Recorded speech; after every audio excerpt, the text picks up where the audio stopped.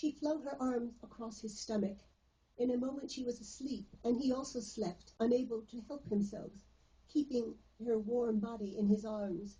He dreamt that they were rowing, not over the tiny lake of the park, as they had that day, but on the vast sea. He rowed steadily, while she kept her hand on his knee. Before them was nothing but more churning waters as far as he looked. He awoke suddenly at the sound of loud cracking, and pulled her over to the side of his bed, sheltering her body with his own, just seconds before something crashed to the floor. "Merde!" he shouted, leaping up naked. "Merde! The ceiling! I knew it. Are you all right? Let me light the lamp." "What?" she asked. "Has the ceiling fallen? How could the ceiling fall?" "Water leaks from the roof. Look." Holding his shoulder, she gazed down at the large pieces of ceiling and rotten wood on the floor. Plaster dust hung in the air, making her cough.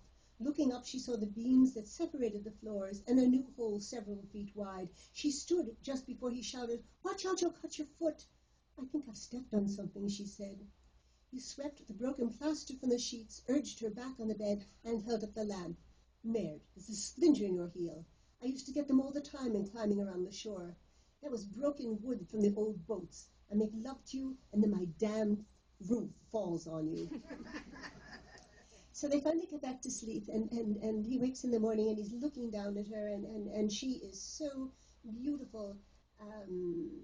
He also discovers, he reflects on the fact that something he has learned during their lovemaking last night, to his great surprise, that this virtuous upper-class girl is not a virgin, and that, of course, surprises him, and he begins to know what he doesn't know about her. Of course, what he doesn't know about her fills the book, and more than that, more sadly, she's a complex character. More than that is what she doesn't know about herself. She lives in a great drama, and she's lovely and loyal and tender and kind and a very, very complex person, much more than he gets. But anyway, so she gives him the first of the surprises when they're up in the morning and they wake up. She moved away now. She felt for the sheet to cover her. He tried to tug it down, but she shook her head. The languid look turned to a frown. Her voice changed, and she looked past him towards the bureau, saying, "Let me up. I must go now. What will my family think? I never came home. I stayed away all night. I stayed all night with you." He pulled her against him. "What? You're going?" "Of course I'm going," she said, looking at him sorrowfully. "I'll have to lie to them.